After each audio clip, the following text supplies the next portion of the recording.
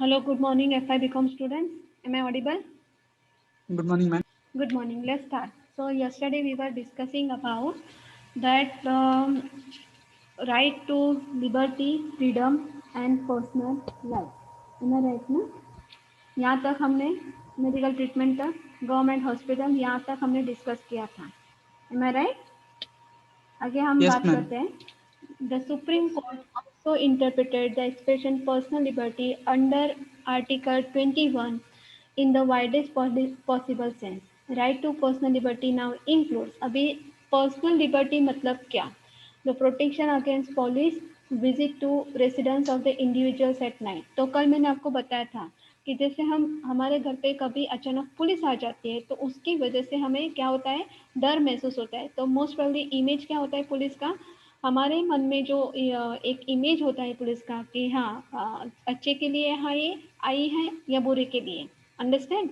सो ये हमको एक जब भी पुलिस बिना मीन्स बिना वजह हमारे घर पे कभी हम बोलते हैं इंक्वायरी के लिए आती है तो उसके लिए प्रोटेक्शन हमको दिया गया है.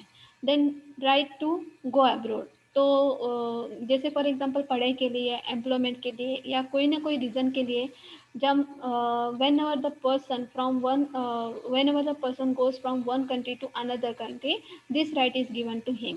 That right to privacy. Privacy मतलब क्या कि फॉर एग्जांपल हम बोलते कि कुछ ऐसी चीज़ें या एक्टिविटीज़ कि जिसके लिए हमें हमारी खुद की प्राइवेसी होनी चाहिए. अभी उस प्राइवेसी के लिए आपको ये अधिकार दिया गया है कि फॉर एग्जांपल प्राइवेसी. प्राइवेसी मतलब हम बोलते कि पर्टिकुलर योर मैरिड लाइफ, या हम बोलते कि जैसे बोलते कि जैसे for example whatever you are doing throughout your life, whatever that some secret will be care forever. समझ में आ रहा है मैं क्या बता रही हूँ? समझ में आ रहा है? Do understand? Yes, hello. ma'am. Okay. Then next point is right against solitary confinement. तो right against solitary confinement of a prisoner under the sentence of the death. तो जैसे फॉर एग्जांपल प्रिजनर को जैसे एक साथ रखा जाता है ना, सभी प्रिजनर को एक साथ रखा जाता है. तो किसी भी प्रिजनर को हम बोलते हैं कि प्रिजनर के लिए सबके लिए पनिशमेंट एक जैसी होती है कि फॉर एग्जांपल एक ही जेल में या एक ही रूम में उनको बंद करके रखना है. तो वहाँ पे सॉलिटरी मीन्स हम बोलते हैं कि उसके पर्टिकुलर कैदी के लिए या उसको दुश्मनी निकालने के लिए उसको पर्टिकुलर रूम में नहीं रखा जा सकता. Then right to legal aid. तो जैसा आपको फॉर एग्जांपल हम बोलते हैं कि मेडिकल क्लेम है या फॉर एग्जांपल गवर्नमेंट स्कीम जितना भी आता है, तो वहाँ पे आपको जैसे हम बोलते हैं कि हर एक इंडिविजुअल को जितना आप उस स्कीम में पार्टिसिपेट करते हैं उसका आपको लीगल एड या लीगल एसेस आपको मिलने का अधिकार है. समझ में आ रहा है? Do understand? Do understand? Yes और नो? Ma'am, परत सांगा. अभी फॉर एग्जांपल हम बोलते हैं कि जैसे अं, बोलते हैं कि हर एक जैसे हम बोलते हैं कि हर एक परिवार में जैसे फॉर एग्जांपल हम बोलते हैं कि मेडिकल हम बोलते हैं कि जो घटनाएं घटती हैं हमारे जीवन में वो कभी बता के नहीं आती. समझ में आया? जो भी घटनाएं घटती है हमारे पास वो बता के नहीं आते. तो उसके लिए हम बोलते हैं कि प्रिकॉशनरी स्टेप्स तो वो हम ले सकते हैं कि फॉर एग्जांपल अभी आपके घर के सभी लोगों का जैसे मेडिकल हम बोलते हैं कि मेडिकल क्लेम रखा हो, तो फिर कोई भी घटना किसी के साथ घट जाए तो वो आपको लीगली मदद कर सकता है. समझ में आया? पैसों के तौर पे, फाइनेंशियली तौर पे. Do understand? फाइनेंशियली आपको ये पैसे मिल Yes, सकते हैं ma'am. क्योंकि फॉर एग्जांपल मिडिल क्लास के हम सब भी middle class we belong all belong to the middle class. So हमारे लिए at one time to collect this number of money or whatever that amount, that big amount, it is difficult for us. So if we have taken precautionary steps towards the legally aid, then this right is given to us कि legally हमें मदद मिल सकती है. Okay. Then आगे बात करते हैं right to speedy trial delay in the trial constitution of denial of justice. तो जैसे हम बोलते हैं कि जैसे कोई भी केसेस जब हम सुप्रीम कोर्ट में दाखिल करवाते हैं या हाई कोर्ट में उसको दाखिल करवाया जाता है तो उसका जल्दी से जल्दी जैसे विद इन द पीरियड उसका निकाल लग जाए या हम बोलते हैं उसको जो निर्दोष है या जो हम बोलते हैं कि इनोसेंट है उसको जस्टिस मिले और जो हम बोलते हैं कि दोषी हैं उसको कड़ी से कड़ी पनिशमेंट मिले. Then right against handcuffing. तो हैंड कफिंग का मतलब क्या हुआ? कल कल मैंने बताया था आपको, हाँ या ना? ये पॉइंट मैं फिर से दोहरा रही हूँ। हैंड कफिंग का मतलब क्या हुआ? What is the meaning of hand coughing? बताइए मुझे। कड़ी। हथकड़ी, ओके। तो हर एक को हथकड़ी हम नहीं लगा सकते हैं। हाँ, तो जैसे फॉर एग्जांपल किसी हथकड़ी। हाँ, चोर ने भी चोरी किया है तो उसको पकड़ने के लिए, जैसे फॉर एग्जांपल वो खतरनाक चोर है तो उसके लिए हम बोलते हैं कि हथकड़ी लगा सकते हैं। लेकिन जो हम बोलते हैं कि अगर कोई छोटी बड़ी बात हो गई या एक्सीडेंट हो गया या हम बोलते हैं कि जो ट्रैफिक रूल्स ओबे नहीं करते तो उसको हम हथकड़ी नहीं लगा सकते, मीन्स पुलिस हथकड़ी नहीं लगा सकती। आगे देखते हैं, right of prisoner to socialise with the member of family and friends subject to the valid prison regulation. कि जो जेल में कैदी होते हैं तो उनको हम बोलते हैं कि महीने में एक बार या अपने फैमिली से या फ्रेंड से मिलने की इजाज़त होनी चाहिए। Then protection against the police third degree.